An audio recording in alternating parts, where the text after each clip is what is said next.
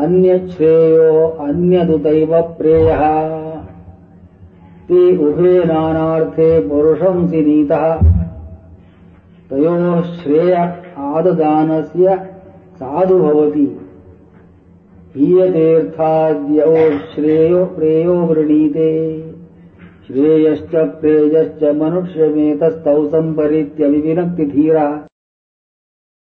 The incidents that caused the ascent of the student Nachiketas to the Lord of Death Yama, and how he could not meet the Lord. When he went there, and for 3 days he had to stand at the gates of the palace of Yama, not eating and not sleeping. I hope you remember what I told you some time back. After 3 days, the great master returns and begs excuse, asks for pardon. My dear boy, you are an Atithi, a guest come to my place. Unfortunately, I had to make you stand here without eating and sleeping for 3 days and nights. As a recompense for this pain that I have caused to you unwittingly, I ask you to choose 3 boons from me.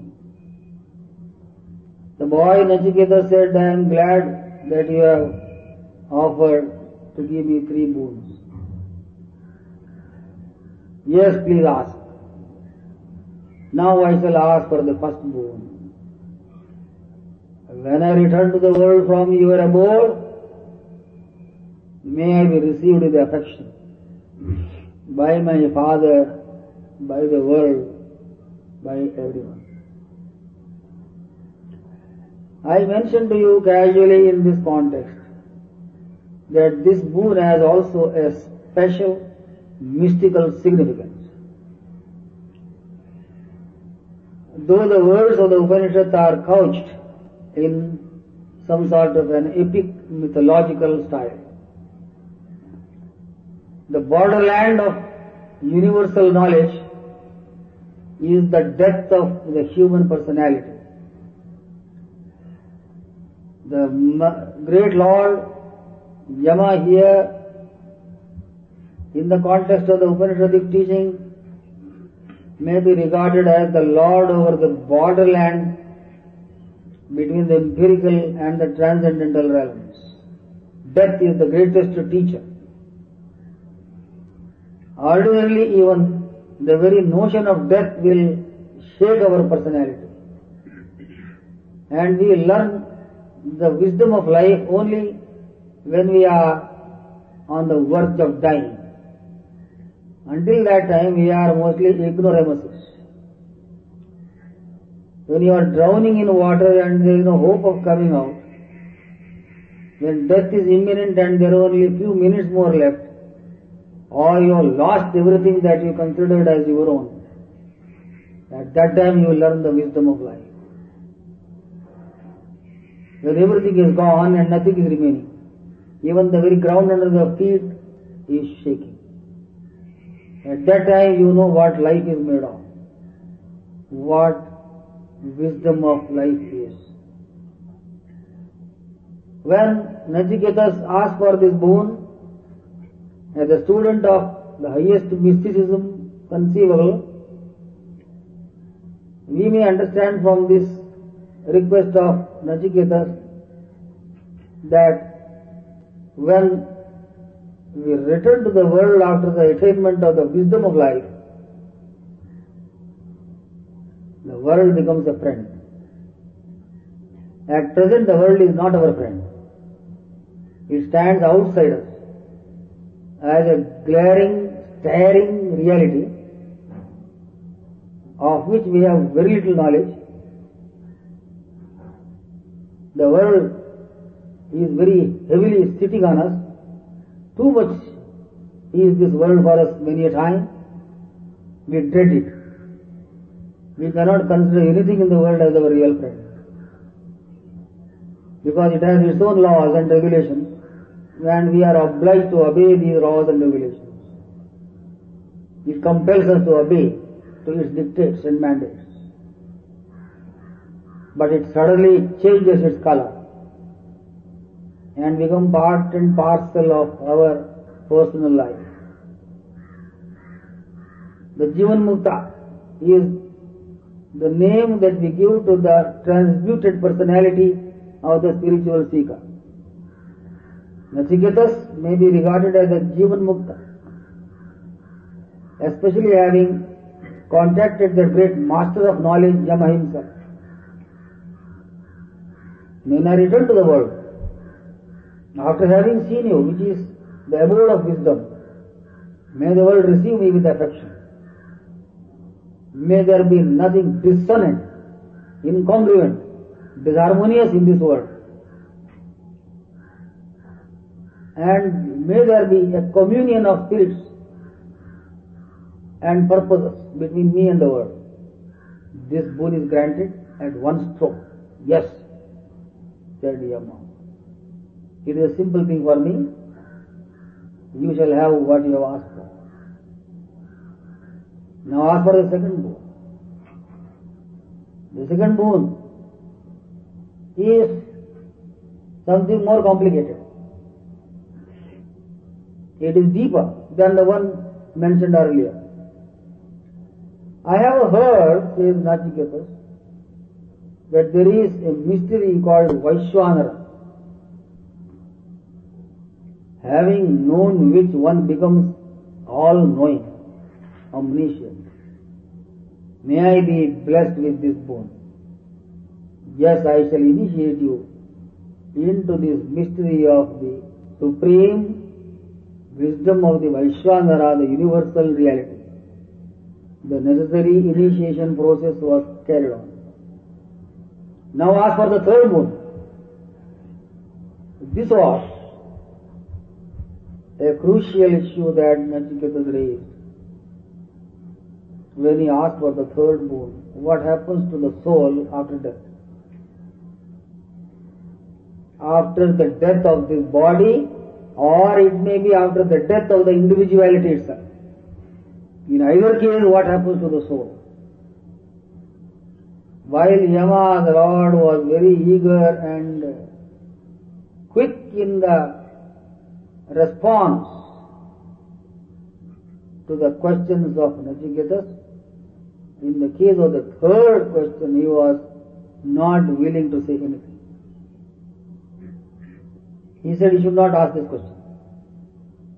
Nobody can understand what it is. Gods themselves have doubts about this matter. Therefore, a young boy like you should not raise a question of this kind. Ask for better things. Gold and silver, long life, health, the emperorship of the whole world, and a long life as long as this world lasts. All the wealth of the world, all the glory, all the majesty and magnificence of an emperor of the world I shall grant you. Don't ask this question. Nachiketas said, what good is this? What is the use of this long life? What do you mean by long life? How long will it be? One day it has to end. So anything that has to end is to be considered as short. It may be long from one point of view, but it has to end one day. Even if it is millions of years, after millions of years what happens? It stops. Then why do you call it long life? It is short. Api sarvam jivitam alpameva. All the life put together is puerile and petty. I do not want long life. And what is the good of all the glory and the majesty and the beauty of the enjoyments to which you have made reference? What is the enjoyment to the person whose sense organs have been worn out?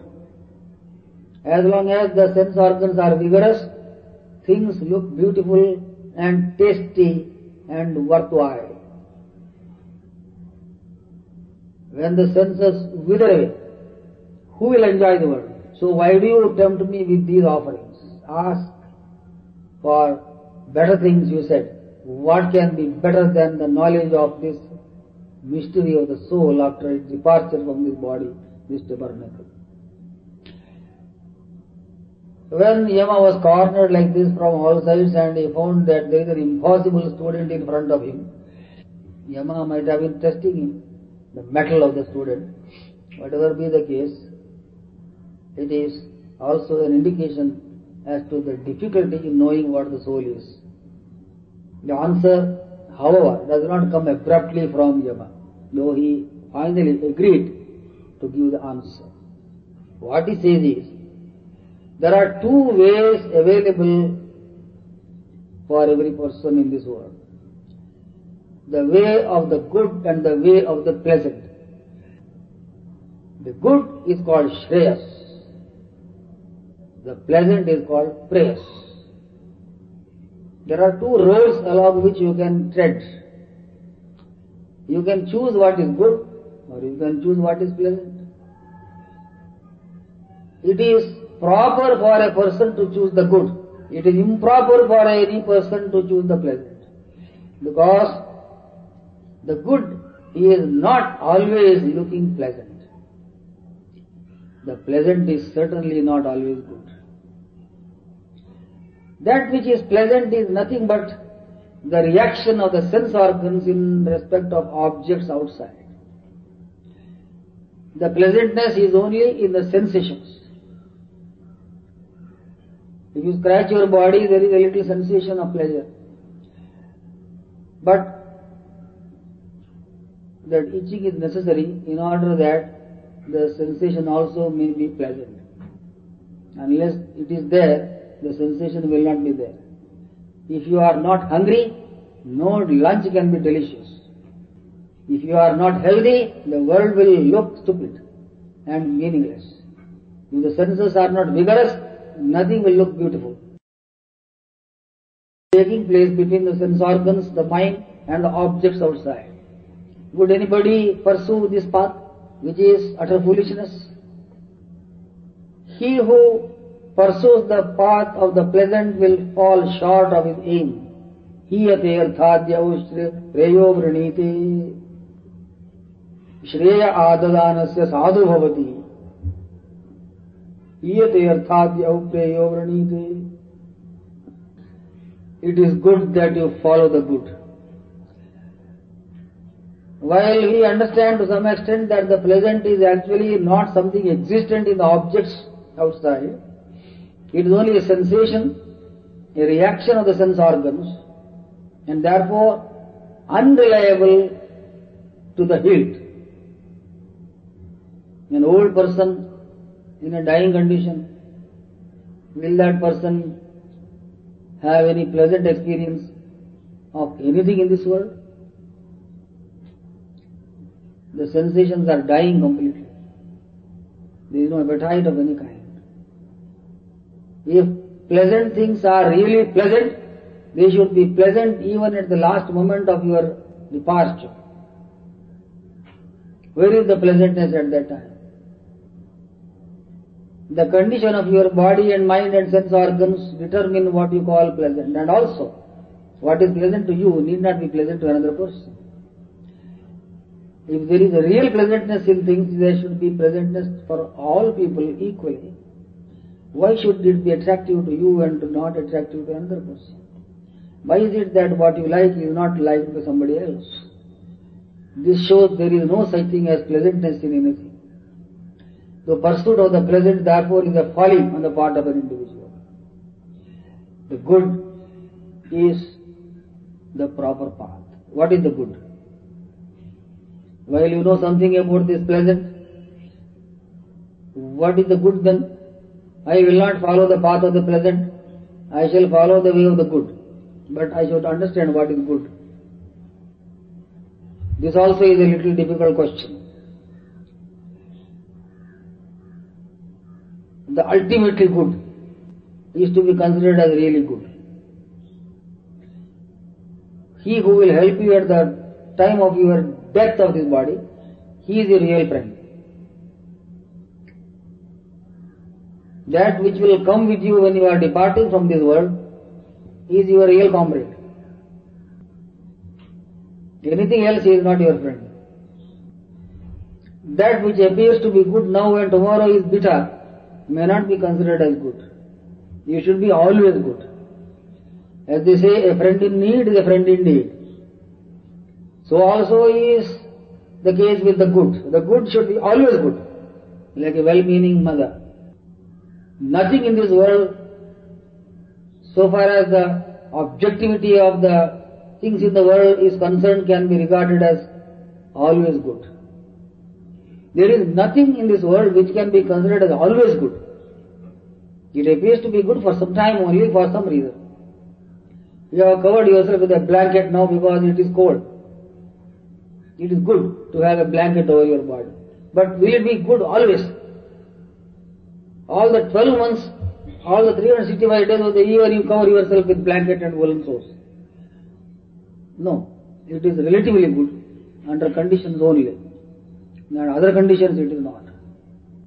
All appetites, all needs, all requirements, anything that you consider as necessary, all these are relative to conditions, circumstances prevailing within you as well as without you. Therefore, nothing in this world can be regarded as finally good. Yet there is something like that, which is the good of the soul of an individual.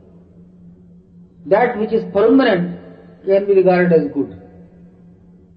And as things in the world are transient and passing, they cannot also be regarded as finally good. We also pass away as far as our body is concerned, but the soul will not pass away. Therefore, that which is commensurate with the needs of the soul of a person may be regarded as really good. And there is nothing in this world which can feed our soul. The world can feed our sensations. Our mind and the intellect and the ego can be fed by the diet of this world. But the soul is suffering. Our soul is hungry.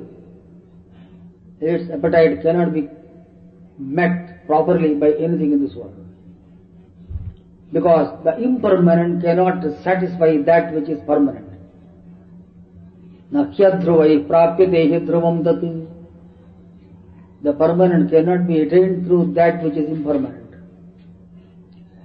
The impermanent cannot satisfy what is permanent. That is, that which is relatively good cannot be set in tune with the soul which is the ultimately good. So Nachiketas, one has to follow the path of the good.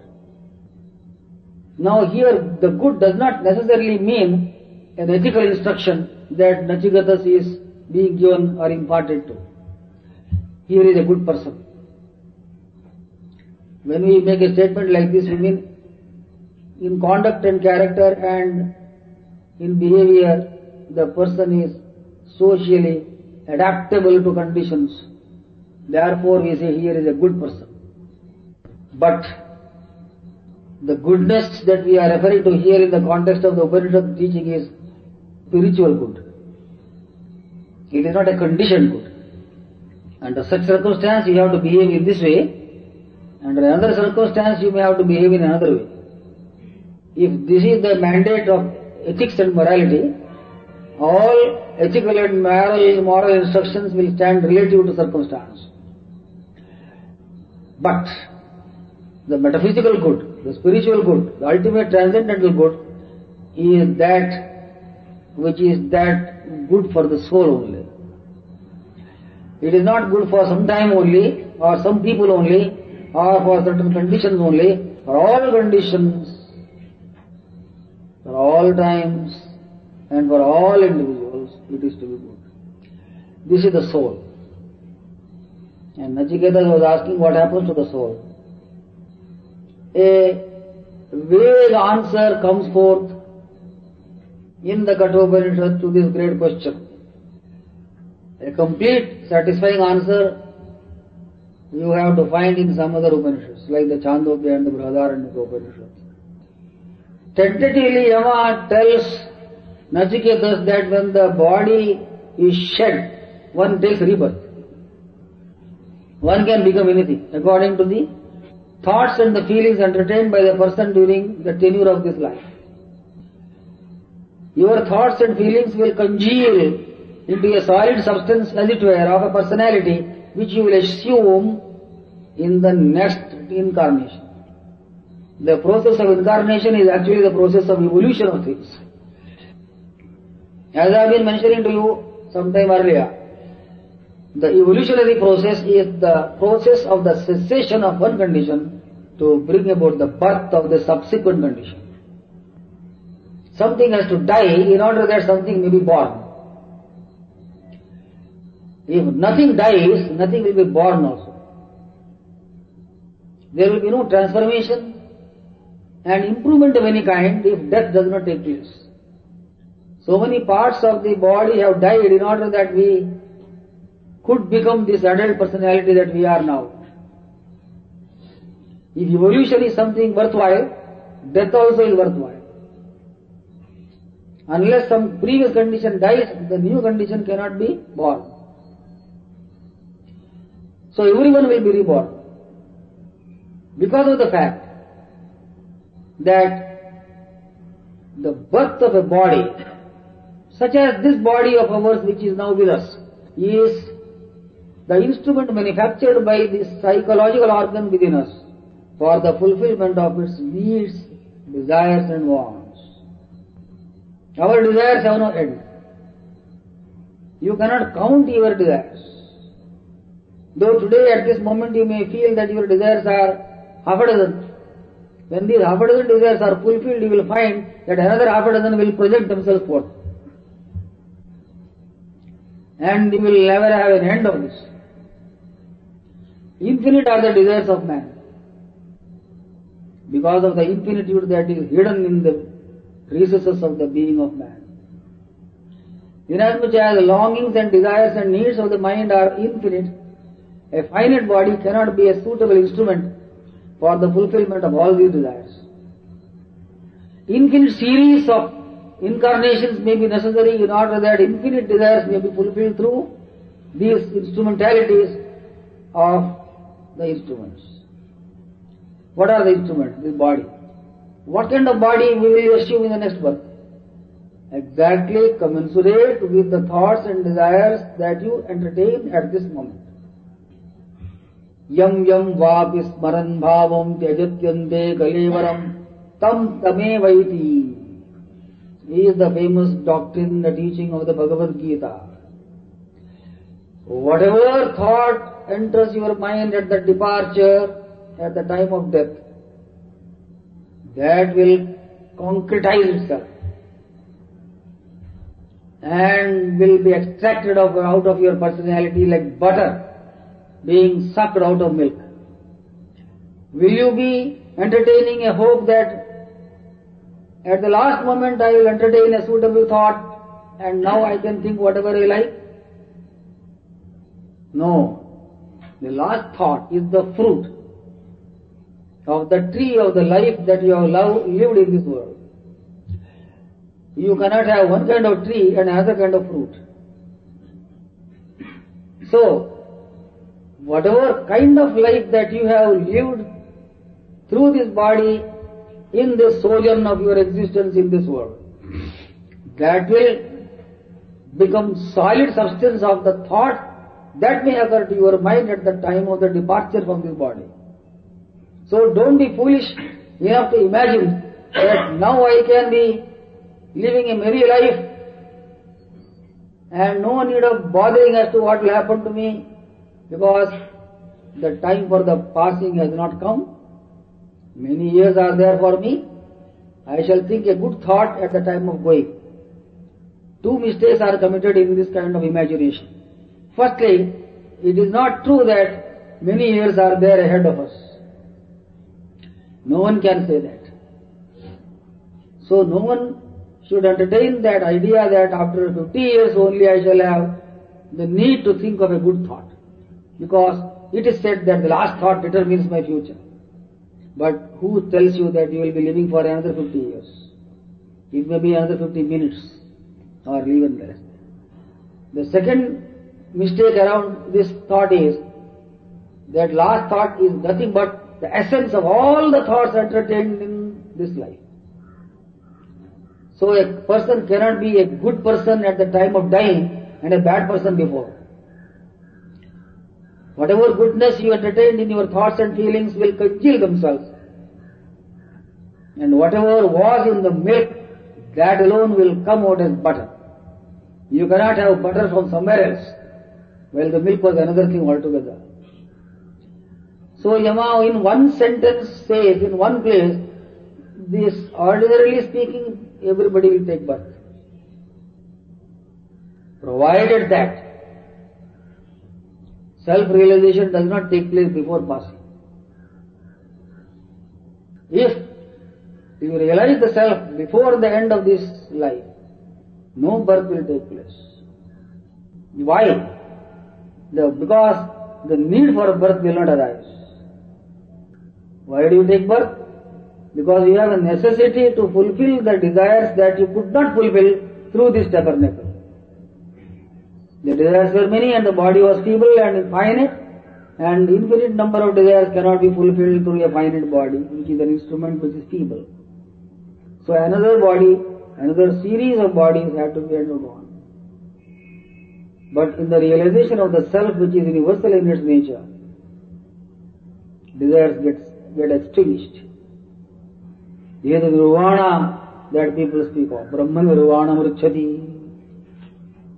Nirvana is the extinguishing of the flame of life.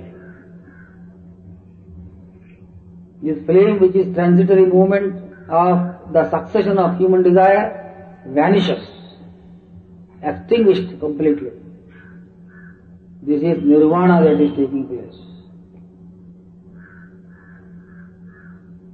If there is even a single desire, rebirth is unavoidable for the fulfillment of that desire. If you have fulfilled all your desires in this birth itself, nothing more is left. That would be good for you. Paryapta kamasya kritatmanastu ihaiva sarve pravileyanti kamaha, says the Mundaka Upanishad. All your desires melt here itself in the light of the self. No desire can stand before the blaze of the knowledge of the self.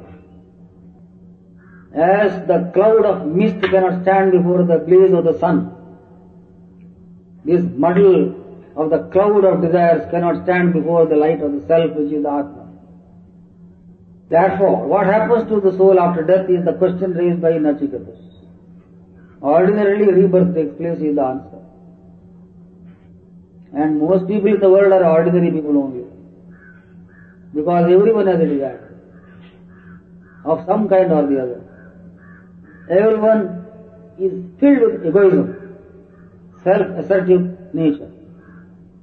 And therefore everyone will be reborn. Even if we are reborn, it is good to be born in a more advanced circumstance. If you live like a tree, you may become a tree. If you live like an animal, you may become an animal. If you are a humanitarian, you will be reborn as a very good human being. But why should you not live like an angel? You can live like a very veritable God in this world. And you may be reborn as an angel, a divinity in the heavens. You will enter the heaven. You may go to Brahmaloka. But no entry of any kind will be there if the self is realized. Atha kamayamano yokamo nishkama attakama atmakama natasya prana utkramanti atraiva samamiliyante brahmaiva san brahmatyeti, says Yajnavalkya, the sage in the Brihadaranyaka Upanishad to King Janaka. In the context of the transmigration of the soul, Yajnavalkya again mentions here that whatever your wish is, that will be fulfilled. Remember very well that no wish of yours, even the pettiest, has to be fulfilled. If you think that you want something, it shall come to you. If it is a very strong desire, it may be fulfilled in this life itself. If it is a mild desire, you may have to take time for the fulfillment of that wish. It may be next birth, after 2 births, 3 births. Now what happens to the person who has no desire? Atha akamayamanaha. Now I shall tell you about the man, the person who has no desire. Atha kamayamano yo kamaha, who has no desire of any kind. Yo nishkamaha, who is bereft of every desire. Apta kamaha, who has fulfilled every desire. Atma kamaha, who loves only the self. Only he who has love for the universal self can be said to have fulfilled all the desires. Every other person has some extraneous desire. Such a person, when he departs from the body, what happens to him? Natasya prana utkramanti. He will not depart. We generally say the soul departs. In the case of a self-realized soul, no departure takes place. It sinks then and there into the absolute, like a bubble in the ocean. When the bubble in the ocean bursts, it does not travel to some distance. It dissolves itself into the bosom of the sea then and there. Natasya prana utkramanti. There is no space and time movement for the soul of that great soul.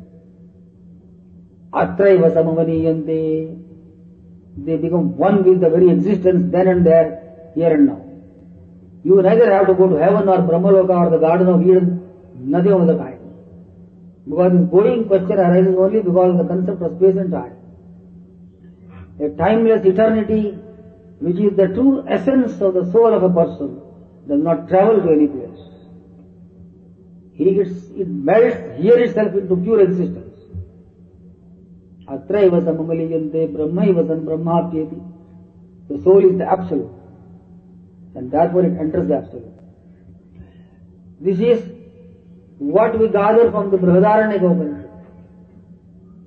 So much detail you cannot find in the Kathopanishad answer of Yama. But many other things casually are mentioned by way of a tentative elucidation of the answer expected by Nachiketas from Yama. The Kathopanishad is a most beautiful Upanishad among others. It is worth committing to memory, if possible. There are some ashrams in India where the inmates of the ashram are expected to recite it the whole day. It is, first of all, a very fitting introduction to spiritual life.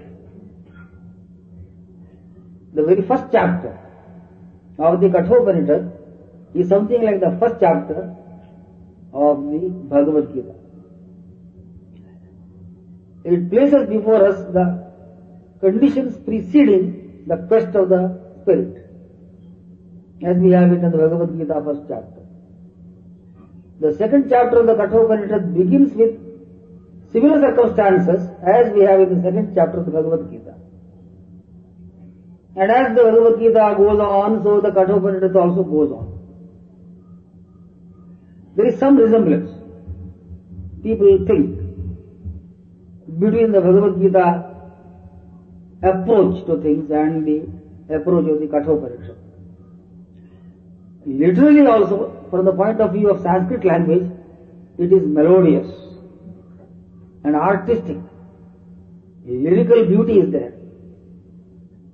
Very fine, mellifluous style is the passage of the Kathopanishad. Inasmuch as it touches our soul and it is relevant to our own predicament at the present moment, we seem to be something like a Nachiketas. And we are perhaps searching for an answer of the same kind, the 3 types of boon that Nachiketas expected. And we perhaps also are expecting the same thing in some way, in some measure. So Kathopanishad is the best introduction given to the Bhagavad Gita and all the Upanishads. So, with these words, the major point that is raised in the Kathopanishad may be said to be complete. Something more about the Upanishads. I shall try to touch upon at another time. Hari Om Tatsat. God bless you.